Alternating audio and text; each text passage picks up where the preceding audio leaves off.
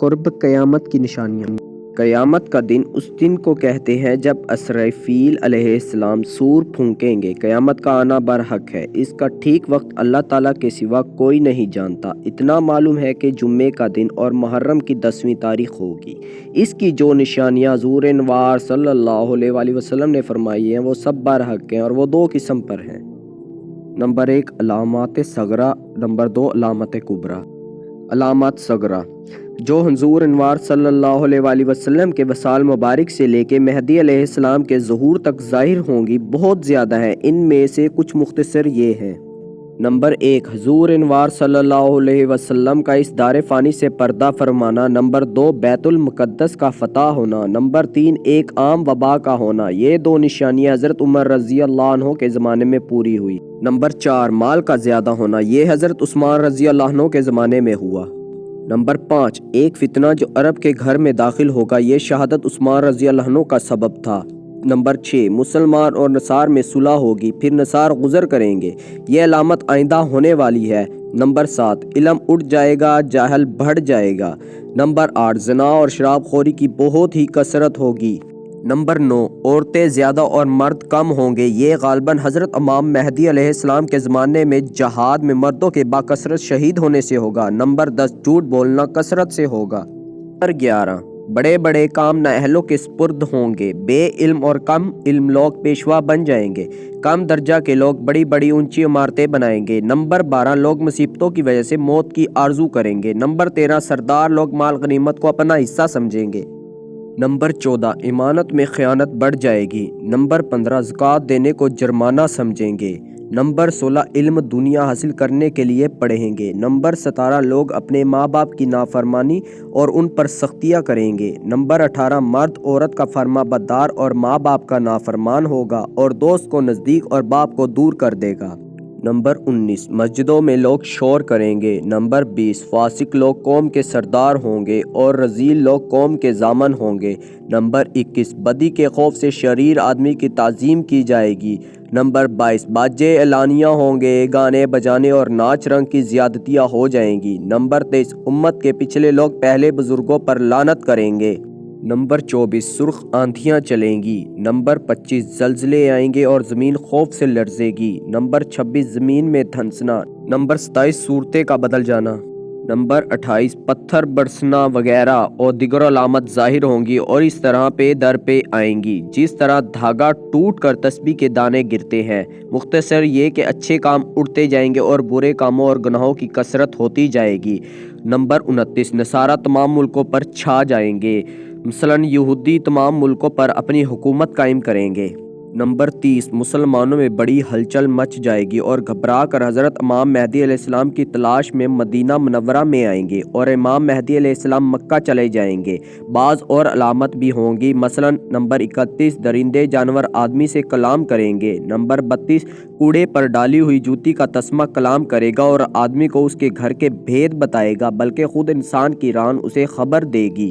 Number 33 وقت میں برکت نہ ہوگی، سال مہینے کی مانند اور مہینہ ہفتے کی اور ہفتہ دن کی مانند ہوگا، اور دن ایسا ہو جائے گا جیسے کسی چیز کو آگ لگی ہو اور جلدی بھڑک کر ختم ہو گئی۔ نمبر 34 ملک عرب میں کھیتی اور باغ اور نہریں ہو جائیں گی، مال کی کثرت ہوگی۔ نمبر 35 نہر فرات اپنے خزانے کھول دے گی اور وہ سونے کے پہاڑ ہوں گے۔ نمبر 36 اس وقت تک 30 بڑے دجال ہوں گے، وہ سب نبوت کا دعویٰ کریں گے، حالانکہ نبوت حضور صلی اللہ علیہ وآلہ وسلم پر ختم ہو چکی ہے۔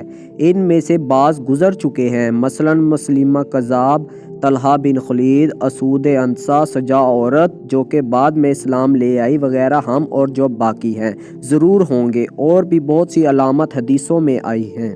علامت کبریٰ حضرت امام مہدی علیہ السلام کے ظہور سے نفع صورت تک مترجہ ذیل علامتیں ظاہر ہوں گی۔ نمبر 1 حضرت امام مہدی علیہ السلام کا ظہور ہوگا۔ مہدی کے معنی ہے ہدایت پایا ہوا۔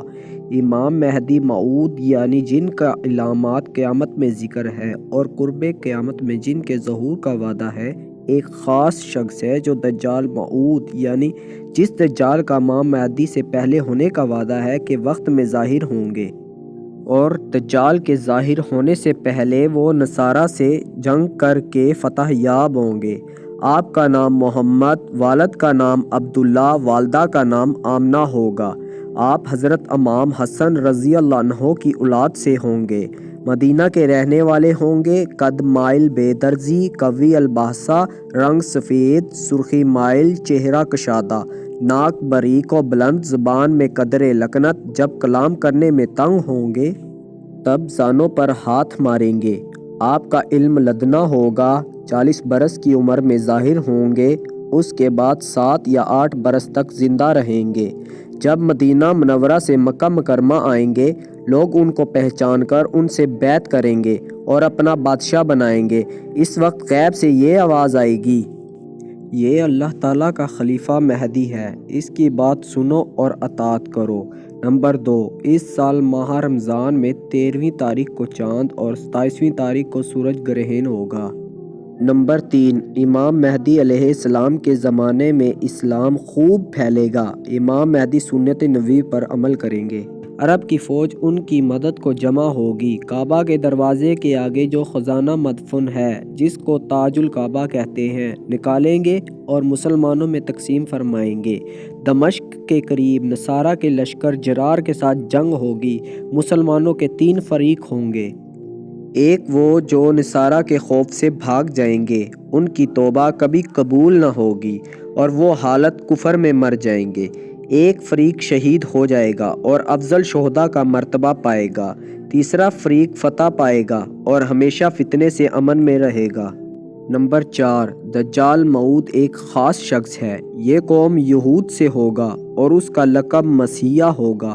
داہنی آنکھ اندھی ہوگی اور اس میں انگور کے دانے کی مانند ناخنہ ہوگا۔ اس کے بال حبشیوں کے بالوں کی مانند نہایت ہی پیچیدہ ہوں گے۔ ایک بڑھا گدھا اس کی سواری کے لیے ہوگا اور اس کے ماتھے کے عین بیچ میں کافر اس طرح لکھا ہوگا، کافر، جس کو ہر ذی شعور پڑھ لے گا۔ اول وہ ملک شام عراق کے درمیان ظاہر ہو کر نبوت کا دعویٰ کرے گا، پھر اصفہان میں آئے گا اور 70,000 یہودی اس کے تابع ہوں گے۔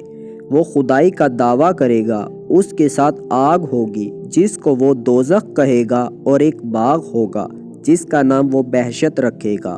دراصل اس کی دوزخ جنت کی تاثیر رکھتی ہوگی اور اس کی جنت دوزخ کی اثر والی ہوگی۔ زمین میں دائیں بائیں فساد ڈالتا پھرے گا اور بادلوں کی طرح پھیل جائے گا۔ اس سے پہلے سخت قحط ہوگا۔ وہ عجیب عجیب کرشمے دکھائے گا جو استدراج کے حکم میں ہوں گے۔ مسلمانوں کو ان کی تسبیح و تحلیل، روٹی اور پانی کا کام دے گی۔ پھر مکہ کی طرف آئے گا، لیکن فرشتوں کی حفاظت کی سبب مکہ معظمہ میں داخل نہ ہو سکے گا۔ پھر مدینہ منورہ کا ارادہ کرے گا اور اود پہاڑ کے پاس ڈیرا لگائے گا۔ مدینہ منورہ کے اس وقت 7 دروازے ہوں گے۔ ہر دروازے پر 2 محافظ فرشتے ہوں گے، اس لیے دجال اندر نہ جا سکے گا۔ پھر دمشق کی طرف روانہ ہوگا جہاں امام مہدی ہوں گے اور وہ امام مہدی سے مقابلہ کرے گا۔ امام مہدی علیہ السلام لشکر درست کر کے جنگ کے لیے تیار ہوں گے۔ نمبر 5، اتنے میں عصر کا وقت دمشق کی جامع مسجد کی مشرقی سفید منارہ پر زرد لباس پہنے ہوئے 2 فرشتوں کے بازوؤں پر ہاتھ دھرے ہوئے حضرت عیسیٰ علیہ السلام آسمان سے اتریں گے۔ جب سر نیچا کریں گے تو پسینے سے قطرے ٹپکیں گے، جب سر اٹھائیں گے تو موتیوں کے دانوں کی مانند قطرے گریں گے۔ پھر امام مہدی علیہ السلام ملاقات کریں گے اور ایک دوسرے کو امامت کے لیے کہیں گے۔ غالباً پہلے امام مہدی علیہ السلام امام ہو کر نماز پڑھائیں گے تاکہ تکریم امت ہو۔ پھر حضرت عیسیٰ علیہ السلام امامت فرمائیں گے کیونکہ آپ نبی ہیں۔ حضرت عیسیٰ علیہ السلام دجال کے قتل کے لیے آمادہ ہوں گے۔ آپ کے دم کی یہ تاثیر ہوگی کہ جس کافر کو وہ ہوا لگ جائے گی وہ مر جائے گا، اور جہاں تک ان کی نظر جائے گی وہ ہوا بھی وہاں تک جائے گی۔ آپ دجال کا تعاقب کریں گے۔ باب لود ملک شام کا پہاڑ یا گاؤں کے پاس اسے گھیر لیں گے۔ اور نیزے سے قتل کر کے اس کا خون لوگوں کو دکھائیں گے، اگر اس کے قتل میں حضرت عیسیٰ جلدی نہ کریں تو وہ کافر نمک کی طرح خود بخود پگھل جائے گا۔ پھر لشکر اسلام دجال کے لشکر کو، جو کہ اکثر یہودی ہوں گے، بکثرت قتل کرے گا۔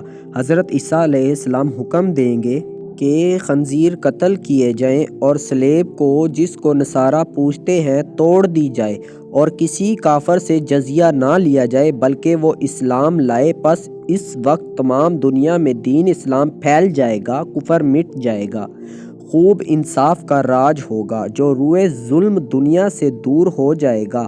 امام مہدی علیہ السلام کی خلافت 7 یا 8 یا 9 برس ہوگی، بخلاف روایت پھر آپ دنیا سے تشریف لے جائیں گے۔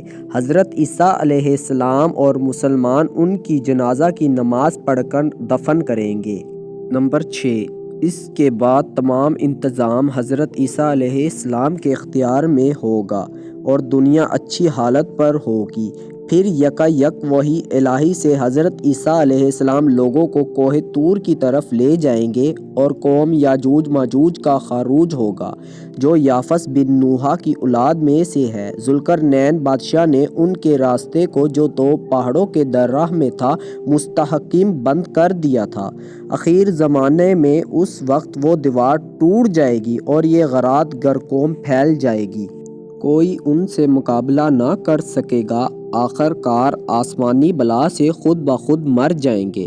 پھر زمین میں خیر برکت ظاہر ہوگی، لوگوں کو مال کی کچھ پرواہ نہ ہوگی، ایک سجدہ کرنا دنیا مافیا سے اچھا جانیں گے۔ یہ خیر و برکت 7 برس تک رہے گی۔ اس عرصہ میں حضرت عیسیٰ علیہ السلام نکاح بھی کریں گے اور ان کی اولاد بھی ہوگی، پھر دنیا سے انتقال فرمائیں گے اور حضور صلی اللہ علیہ وآلہ وسلم کے روضہ مبارک میں دفن ہوں گے اور قیامت میں وہیں سے اٹھیں گے۔ نمبر 7، حضرت عیسیٰ علیہ السلام ایک شخص کو خلیفہ مقرر فرمائیں گے، وہ اچھی طرح عدل کے ساتھ حکومت کرے گا، لیکن شر و فساد، کفر الحاد پھیل جائے گا۔ اسی طرح 2-3 شخص یک بعد دیگر حاکم ہوں گے، لیکن کفر الحاد بڑھتا جائے گا۔ پھر اس زمانے میں ایک مکان مشرق میں اور ایک مکان مغرب میں دھنس جائے گا، جہاں منکرین تقدیر رہتے ہوں گے۔ نمبر 8، انہی دنوں آسمان سے ایک دھواں نمودار ہوگا، اس سے مومنین کو زکام سا معلوم ہوگا اور کافروں کو نہایت تکلیف ہوگی۔ نمبر 9، انہی دنوں ماہ ذو الحجہ میں قربانی 10 ذی الحجہ کے دن کے بعد کی رات بہت دراز ہوگی، یہاں تک کہ بچے چلا اٹھیں گے اور مسافر تنگ دل ہو جائیں گے اور مویشی چراگاہ میں جانے کے لیے بہت شور کریں گے، لیکن صبح نہ ہوگی، یہاں تک کہ لوگ ڈر کے روئے چلائیں گے اور توبہ توبہ پکاریں گے۔ اس رات کی درازی 3 یا 4 رات کے برابر ہو جائے گی۔ نمبر 10، پھر قرص آفتاب تھوڑے نور کے ساتھ، جیسے کہ گہن کے وقت ہوتا ہے، مغرب کی جانب سے طلوع کرے گا اور اتنا بلند ہو کر جتنا کہ چاشت کے وقت ہوتا ہے، پھر غروب ہو جائے گا اور حسب عادت مشرق سے طلوع کرے گا، اس کے بعد کسی کی توبہ قبول نہ ہوگی۔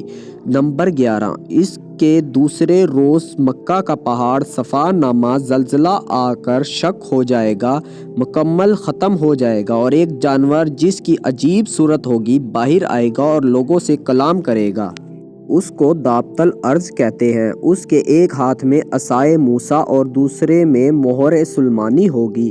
عصائے موسیٰ سے ہر مسلمان کی پیشانی پر ایک نورانی خط بنائے گا اور مہر سے ہر کافر کی پیشانی پر ایک سخت سیاہ دھبا لگائے گا۔ اس وقت تمام مسلمان و کافر کھلم کھلا پہچانے جائیں گے اور یہ علامت کبھی نہ بدلے گی۔ کافر پھر ہرگز ایمان نہ لائے گا اور مسلمان ہمیشہ ایمان پر رہے گا، اس کے 100 برس بعد قیامت آئے گی۔ نمبر 12، پس دابۃ الارض کے نکلنے کے کچھ عرصے بعد، یعنی جب قیامت میں 40 برس رہ جائیں گے، تو شام کی طرف سے ایک خوشبودار ٹھنڈی ہوائے سرد چلے گی، جو بغلوں کے نیچے سے گزرے گی۔ جس کے اثر سے کوئی اہل ایمان اور اہل خیر زمین پر نہ رہے گا، سب مر جائیں گے، حتیٰ کہ اگر کوئی مومن پہاڑ کے غار میں چھپا ہوگا تو یہ ہوا پہاڑ کے غار میں پہنچ کر اس کو مارے گی، پھر سب کافر ہی کافر رہ جائیں گے۔ نمبر 13، پھر حبشہ کے کفار کا غلبہ ہوگا، وہ خانہ کعبہ کو گرا دیں گے اور اس کے نیچے سے خزانے نکالیں گے، ظلم و فساد پھیلے گا، جانوروں کی طرح لوگ کوچوں بازار میں ماں بہن سے جمع کریں گے، قرآن کاغذوں سے اٹھ جائے گا، شہر اجڑ جائیں گے، قحط و وبا کا ظہور ہوگا، اس کے بعد ملک شام میں کچھ ارزانی ہوگی اور کچھ امن ہوگا، دوسری جگہ کے لوگ وہاں آئیں گے جس سے وہاں لوگوں کی کثرت ہوگی۔ نمبر 14، کچھ مدت کے بعد جنوب کی طرف سے ایک آگ نمودار ہوگی اور لوگوں کو گھیر کر ملک شام کی طرف لائے گی، جہاں مرنے کے بعد حشر ہوگا۔ نمبر 15، اس کے بعد 5 برس تک پھر لوگوں کو خوب عیش و آرام میسر ہوگا، لوگ شیطان کے بہکانے سے بتوں کی عبادت کریں گے، ان کو روزی کی فراخی حاصل ہوگی اور زمین پر کوئی اللہ اللہ کہنے والا نہ باقی رہے گا، تب سور پھونکا جائے گا اور قیامت قائم ہو جائے گی، لوگ اس وقت عیش و آرام میں ہوں گے اور مختلف کاموں میں مصروف ہوں گے کہ یکا یک جمعے کے روز جبکہ محرم کا عشرہ ہوگا، الصبح آواز آئے گی، لوگ حیران ہوں گے کہ یہ کیا ہے، وہ آواز آہستہ آہستہ بلند ہوتی جائے گی یہاں تک کہ کڑک اور رعد کے برابر ہوگی، تب لوگ مرنا شروع ہوں گے، سور ایک چیز بگل کی مانند ہے، حضرت اسرافیل علیہ السلام اس کو منہ سے بجائیں گے، اس کی آواز کی شدت سے ہر چیز فنا ہو جائے گی، جاندار مر جائیں گے، درخت اور پہاڑ روئی کی طرح اڑتے پھریں گے، آسمان کے تارے، چاند، سورج ٹوٹ کر گر پڑیں گے، آسمان پھٹ کر ٹکڑے ٹکڑے ہو جائے گا، زمین معدم ہو جائے گی۔ بعض علماء نے کہا ہے یہ 8 چیزیں مستثنیٰ ہیں، یہ فنا نہ ہوں گی۔ نمبر 1، عرش، نمبر 2، کرسی، نمبر 3، لوح، نمبر 4، قلم، نمبر 5، بحشت، نمبر 6، دوزخ، نمبر 7، سور، نمبر 8، ارواح۔ لیکن ارواح پر ایک قسم کی بے ہوشی طاری ہوگی اور بعض علماء فرماتے ہیں سوائے اللہ تعالیٰ کے ہر چیز فنا ہو جائے گی اور ان 8 مذکورہ چیزوں میں بھی ایک دم بھر کے لیے فنا آئے گی، اس وقت اللہ تعالیٰ فرمائے گا لمن الملک اليوم، آج کس کا ملک ہے، آج کس کی حکومت ہے، زندہ رہنے والی ذات کس کی ہے؟